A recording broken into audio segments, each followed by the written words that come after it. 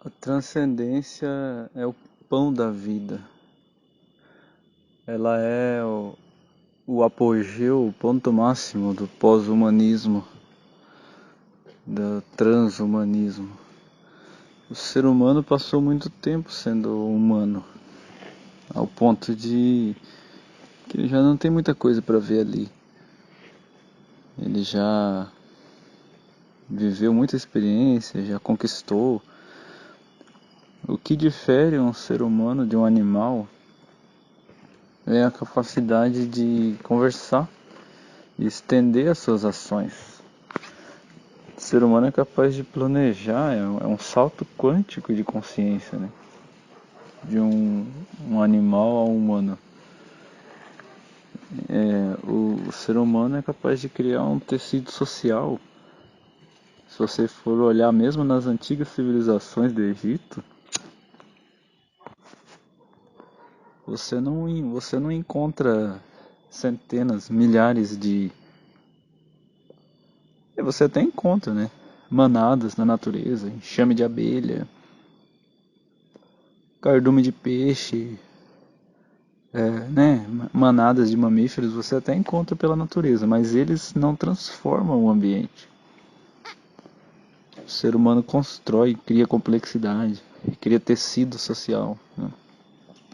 O Império Romano foi uma das coisas mais fantásticas que esse planeta já presenciou. Esse mundo, né, essa história conhecida. E Atlântida, então, é que a Atlântida já está um tanto esquecido, mas o Império Romano é estudado até hoje. É fascinante.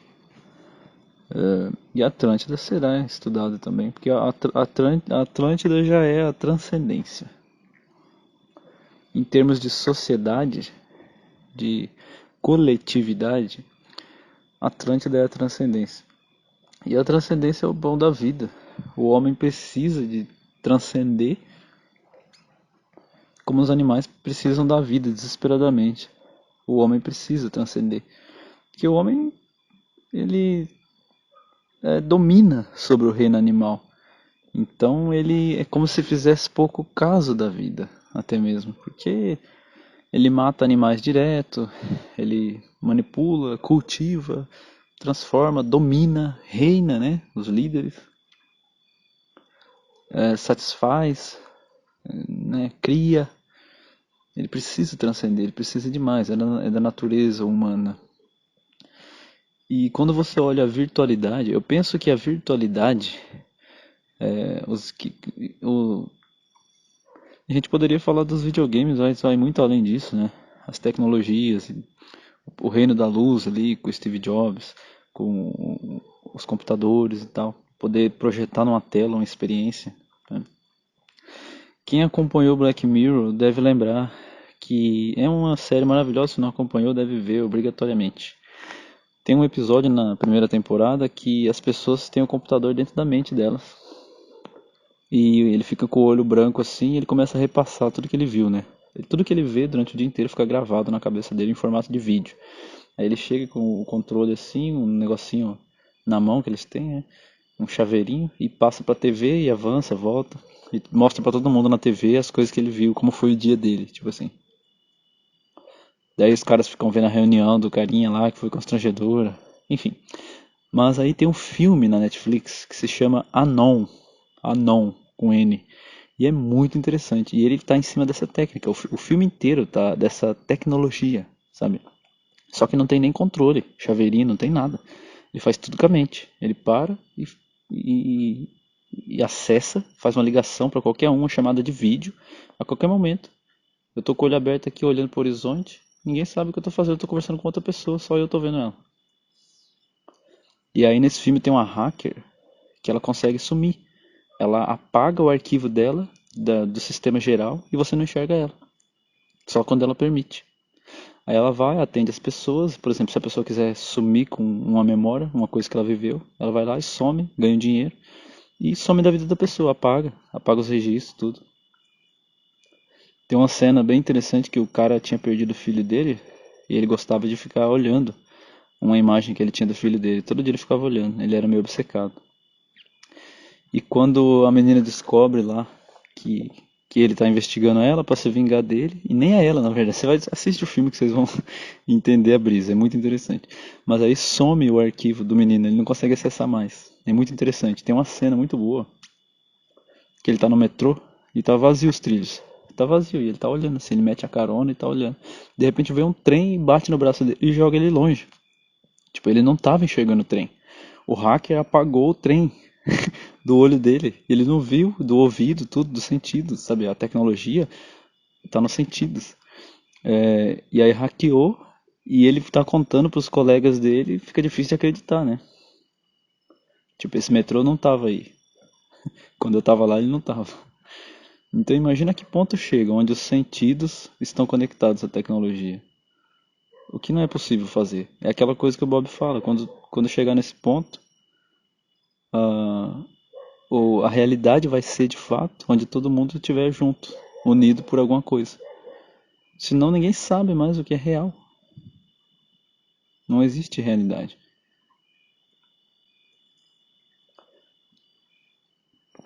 Se a gente para pensar, por exemplo, quando a gente é criança, quem gosta, né? Não, não é todo mundo que tem essa brisa. Mas o primeiro contato que a gente tem com videogame, para quem gosta, é incrível. Você quer aquilo mais do que tudo. Você fica fascinado. Ou então o primeiro contato com o automóvel para alguns homens, né? É fascinante a capacidade de estender, né, de transcender a movimentação.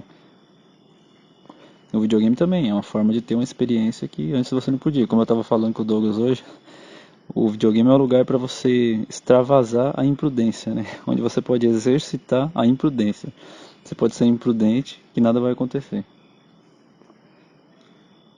Se você pegar uma pessoa que não teve contato ainda com o mundo virtual e colocar ela, um óculos de realidade virtual nela, ou de algum jeito conseguir inserir ela na realidade virtual, essa pessoa vai ter respostas emocionais daquela realidade que ela está vendo.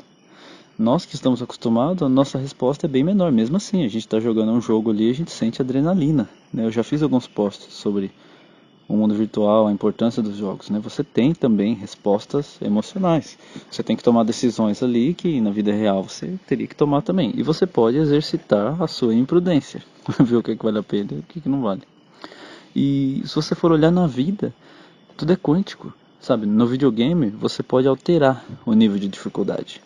Então, isso de acordo com o nível de dificuldade que você tá, vai mudar. Se vai aparecer mais inimigos, se eles vão morrer mais fácil, se vai vir inimigos mais bem armados, né?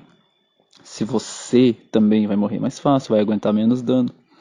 Na vida real é tudo uma sopa quântica.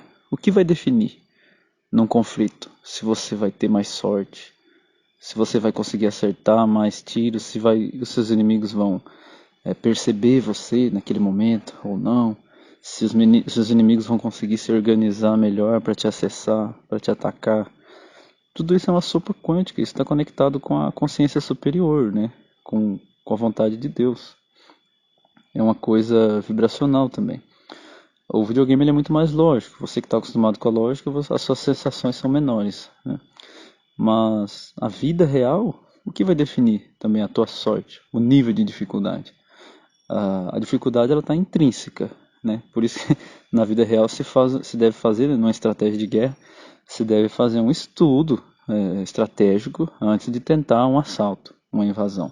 E o nível de dificuldade vai estar estabelecido. Geralmente é comum aos jogos também a missão de rank S, rank A, que vai mandar os soldados mais bem treinados ou os menos bem treinados. Tudo isso está mesclado, é o mesmo padrão. Com a diferença que o computador tem limitações lógicas que você pode alcançar, abocanhar com muita prática e muito conhecimento, né? Você jogando videogame, os NPCs, né, os personagens ali do videogames, eles têm um limite de inteligência artificial do que eles podem perceber, fazer, reagir. No mundo real é tudo abstrato. O que define quem vai lograr a vitória e quem vai amargar a derrota é o alinhamento com a vontade maior, com a força maior. É uma disputa de vontade, né? É uma disputa de toros, é uma disputa de força de vontade. É preciso, não basta só você, aquele paradoxo do sinal, né, que o Hélio Couto falava, o paradoxo, o amigo do Igni, algo assim, da física quântica. Tá duas pessoas no semáforo, para qual que vai abrir primeiro? Se nenhum dos dois sabe. Vai ser uma disputa. Aquele que conseguir colapsar mais, nos posts anteriores eu falei sobre o poder de criação, né? Quem conseguir criar mais alto vai vencer. A mesma coisa num combate de arte marcial, um jogo de sorte, um jogo de cartas, qualquer coisa que dependa do abstrato, da aleatoriedade. Vai sempre colapsar para quem cria mais alto. Uma disputa de touros. Porque o mundo físico, ele é complexo demais para que a nossa consciência consiga abocanhar com cálculos. Ele sempre surpreende. E esse abstrato é vivo, né? Ele é o potencial de improbabilidades. É o violeta, é Lúcifer, né? Ele é visível e invisível ao mesmo tempo. Ele está num estado de superposição. Ele está e não está. Ele é um bug, né? E em um mundo lógico, né, que os judeus abocanharam tudo e acham que tem o controle sobre tudo, ele não deveria existir. Por isso que eles ficam querendo cortar o rei, né? Na nota de dólar está lá a pirâmide com a cabeça cortada, o topo cortado e um olho em cima. Que eles ficam vigiando com aquele olho para quando nascer o rei, eles cortarem e continuarem ali no comando, no topo da pirâmide. Mas esse rei é o abstrato. Se fosse possível toda vez que ele nascesse cortar ele, ele não seria quem ele é. Em algum momento ele não vai poder ser previsto. E ele vai conquistar e a sua plenitude, vamos dizer assim, arquetípica, né? A gente está vivendo um momento agora de dinâmicas arquetípicas, né? O apocalipse é uma dinâmica arquetípica, vai acontecendo situações que a gente já conhece, sabe? As pragas que já estavam escritas na Bíblia, o caos social, as guerras, né? As nações que se levantam contra nações, os 70 anos de falsa paz, vai tudo se conectando, a própria linha do tempo de Lúcifer também, e você tem vários grandes sinais arquetípicos se manifestando ao mesmo tempo em uma dinâmica acontecendo ao mesmo tempo. É o que o Jung chamava de apocalipse. Ele falava disso lá na Segunda Guerra Mundial, e já tinha essa dinâmica. E hoje a gente está vivendo isso de novo. Os sinais sempre estão lá, né? Como o Bob diz. As estrelas nunca erram seu caminho. Elas estão sempre os acontecimentos estão sempre se repetindo. O Messias sempre veio, sempre vem, ele sempre está aqui. Infelizmente, muitos estão alienados com relação a isso, né? Descrente, porque já vivem num mundo muito lógico e acham que abocanha tudo. Mas se você traz uma pessoa dessa que não tem contato nenhum com o mundo virtual, ela vai ter respostas emocionais, viscerais, como naquele filme O Segredo do Zohar. Pouca gente viu, mas é muito interessante. Tem um momento que o cara fica viajando no tempo, né? A consciência dele está perdida no limbo existencial, mas ele é uma consciência do passado e ele vai parar no futuro. E o cara bota uma telona na frente dele, mostrando um momento da vida dele muito agoniante, lá do passado. E ele olhando para aquela tela, ele nunca tinha visto nada parecido. Ele não tinha como, dentro da cognição dele, ele não tinha nenhum caminho sináptico. Ele não tinha como saber de fato que aquilo que ele estava vendo não era realidade. Então, quando ele estava olhando para a tela e vendo aquele momento agoniante dele mesmo, ele achou que estava lá, vivendo. E ele fica desesperado, ele começa a bater na porta, querer rasgar a porta, sabe, desesperado. É uma cena muito interessante. O reino animal falou completamente mais alto. Se você trouxer uma pessoa também, por isso que o Bob sempre fala pra gente tomar cuidado para não bugar as pessoas, né? E vocês quando estiverem arrebatando aí fora, tem que ter esse feeling também. É uma coisa meio complexa. Mas se você traz uma pessoa para a realidade do reino, ela vai ser tudo visceral. Tem pessoas que podem entrar num estado de esquizofrenia, né? Como nessa cena do filme. A pessoa surta, ela perde a resposta lógica, né? Ela fica em pânico, vamos dizer assim, histérica. É preciso ter um caminho sináptico que vai acontecer muitas catarses. Pode haver um momento em que a pessoa desmaia, sabe? Tem um sonho muito estranho, ou tem uma paralisia, ou começa a chorar muito. Momentos de profunda catarse, onde novas sinapses vão surgindo aos poucos, porque é uma realidade tão abrangente, tão nova, tão alucinante, tão diferente de tudo que a gente já pensou.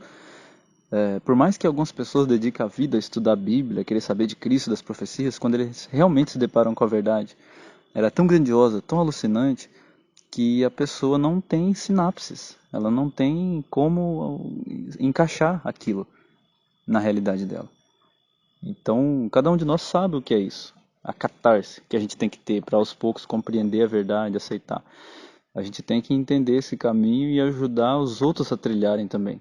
E como eu já escrevi no post anterior, o que eu vou dizer vai ajudar muita gente. Provavelmente vai ajudar alguns de vocês, muitas pessoas, se Deus quiser.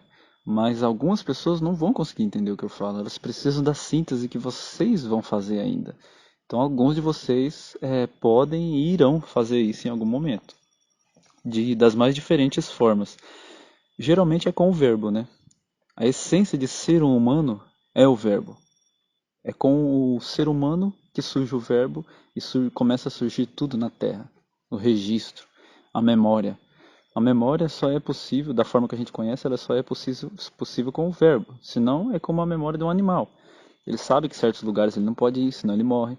Mas não é uma memória cultural, de acontecimentos, de registro, sabe? É cognitiva, né? O ser humano tem essa memória animal também, instintiva, mas para estar conectado com Atlântida, né, com essa transcendência que eu comecei falando, que é a água da vida, porque as pessoas lá fora, elas tentam fingir que tudo está bem, tudo está normal. Mas se você sai de casa em casa, olha para sua própria família, é terrível. Eu sei que é difícil, é como se a nossa própria família quisesse acabar com a gente. Eles são nossos inimigos, sabe? É uma disputa de ego muito grande, um quer dominar o outro. Você chega aqui no reino, existe uma hierarquia. Todo mundo está se esforçando, raciocinando num sentido só, deixar as coisas alinhadas, de estabelecer honra e amor, justiça. Então as pessoas estão acostumadas a viver do jeito que dá, sabe?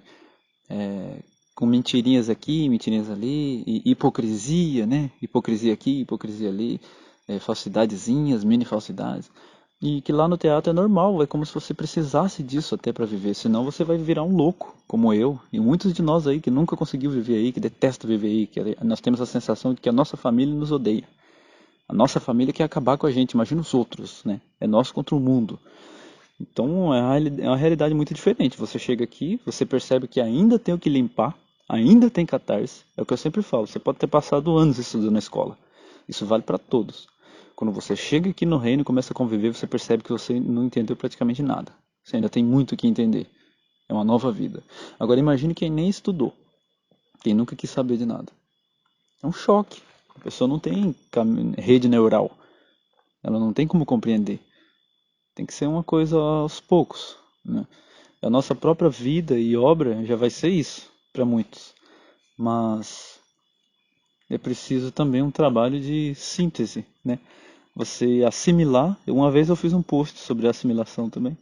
Você precisa assimilar, ter a sensação da coerência, buscar dentro de você qual foram os pacotes de informação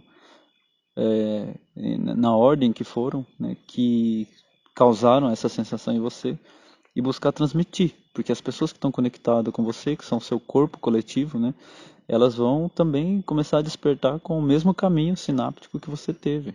É uma rede neural, é o inconsciente coletivo, é o oceano da consciência universal. Ele está todo conectado, né, em várias perspectivas.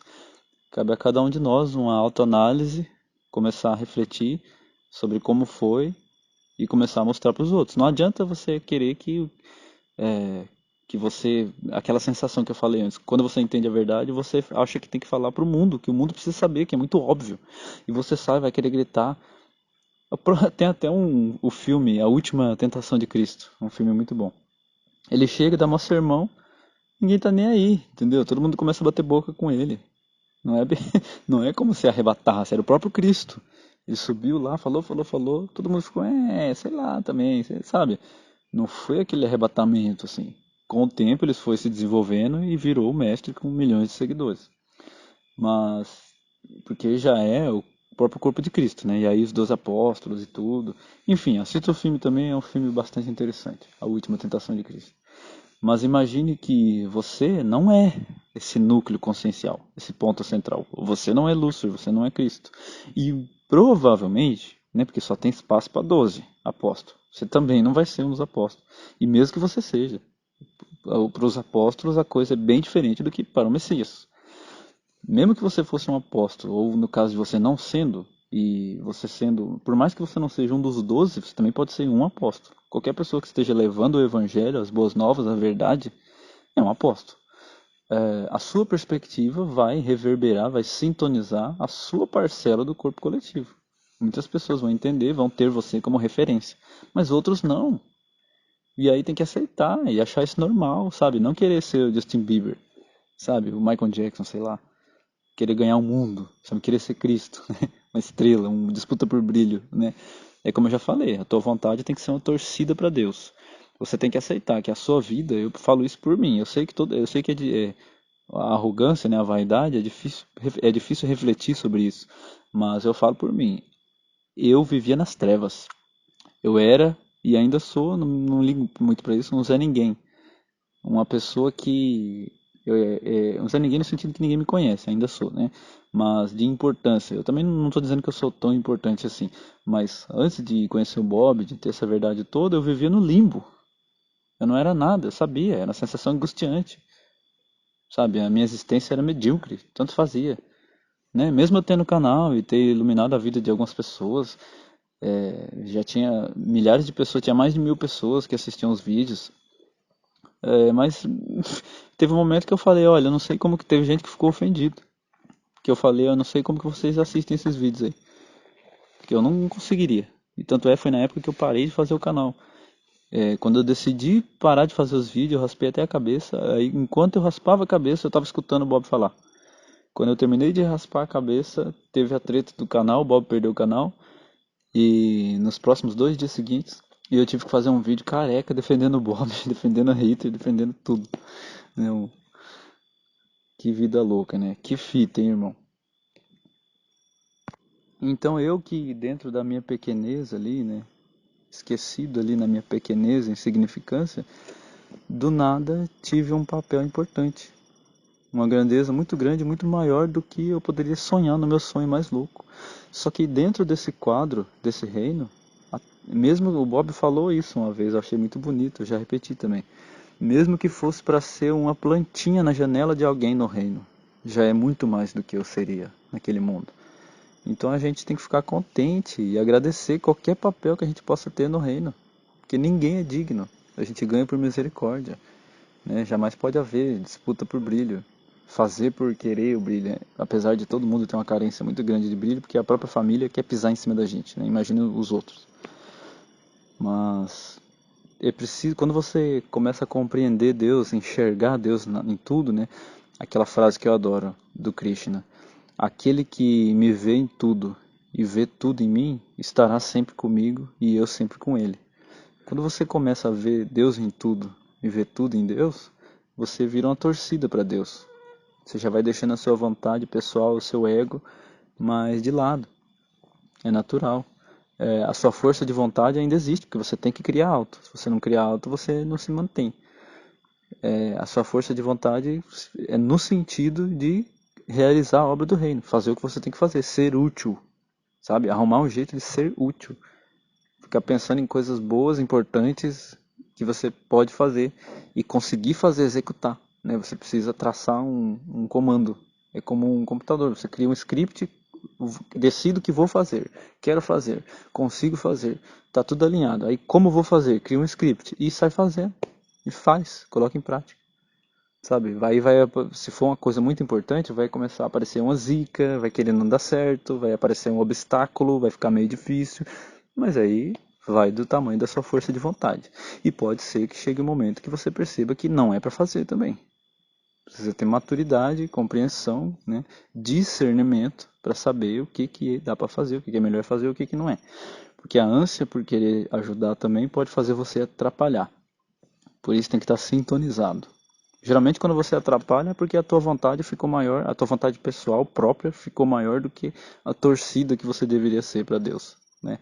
Você faz questão de fazer alguma coisa para ajudar porque, né, você quer, não é você que tem que querer, né? É um paradoxo, né? Na verdade a vida é um emaranhado de paradoxos.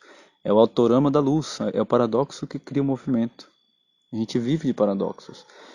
No frigir dos ovos, chega um momento que você tem que sentar, refletir, meditar e fluir, sabe? É como aquela história que eu contava no meu canal, que a Lucelena, do canal Nova Acrópole, contava.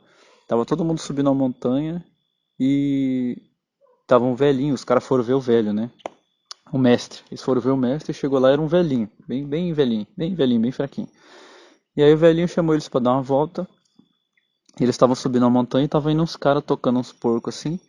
E tinha um porco que estava doente, que não estava conseguindo acompanhar o bando. E os caras estavam tendo trabalho com aquele porco.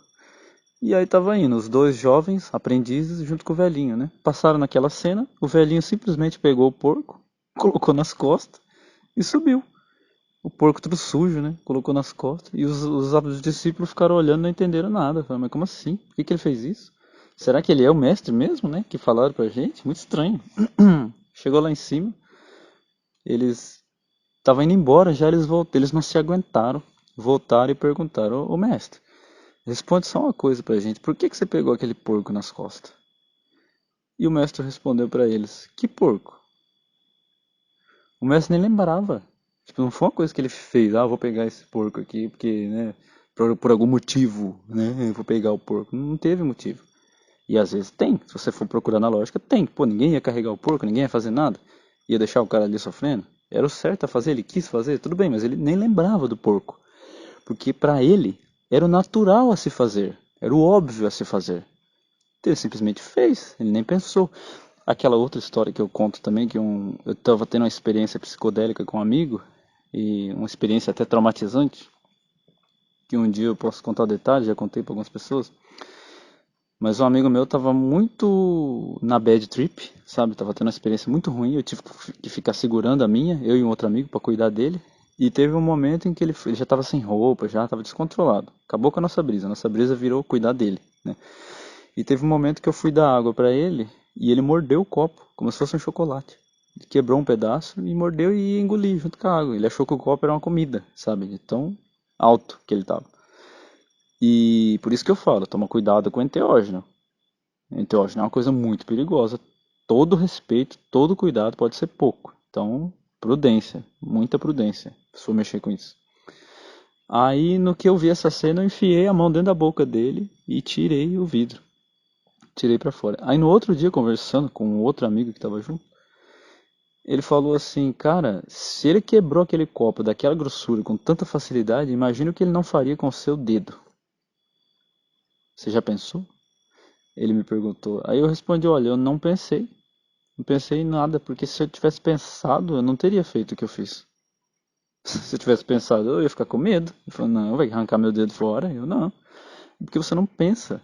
Você faz o que tem que fazer, sabe? Esse é o verdadeiro flow.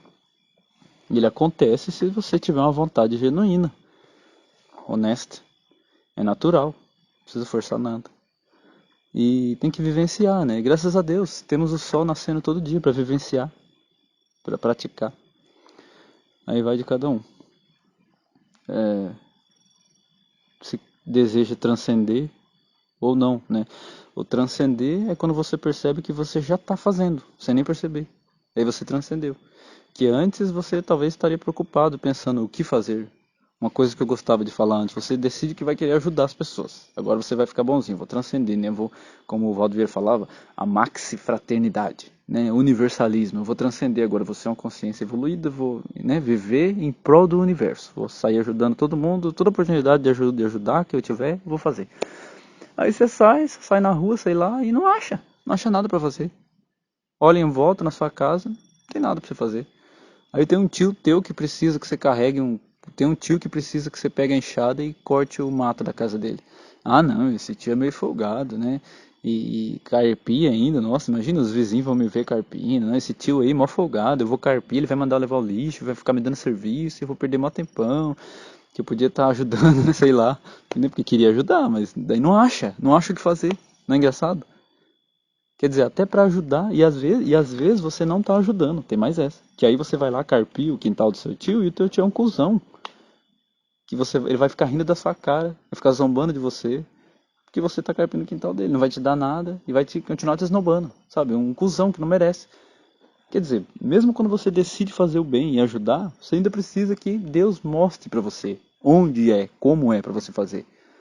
Ou seja, nem que você decida fazer o bem, sozinho você não consegue. Você precisa de uma orientação superior, que é esse flow, é uma intuição, saber o que fazer. Senão você chega aqui no reino também querendo ajudar e você sai fazendo um monte de merda. Sai, você começa a atrapalhar, mais atrapalhar do que ajudar. Aí você já, né? Você vai ficar a pessoa não grata, vão querer que você vá embora. Você está atrapalhando, você está fora de sintonia com o reino. Pra você ver como é um paradoxo. A sintonia é tudo. Você perceber que daí tudo se encaixa, tudo que você faz está certo, é bom, né? Eu penso que a humildade é o começo de tudo. Na dúvida, pergunte, converse sempre com muita humildade. A humildade abre todas as portas. Nós aqui do reino, nós somos escravos dos humildes e dos justos. Então se você for justo e humilde, nossa, eu tenho até medo de você. Você vai conseguir qualquer coisa de mim. Mas a sorte é que a maioria não é, né? Mas esse é o caminho. Eu diria que o ápice da transcendência, do pós-humanismo, é conseguir chegar nesse estado de flow. Que aí você chega aqui, você é rei. Todo mundo gosta de você. Você é o máximo, entendeu? No meio dos máximos, você é o máximo. Esse é o único caminho possível. Fiquem com Deus, luz para nós.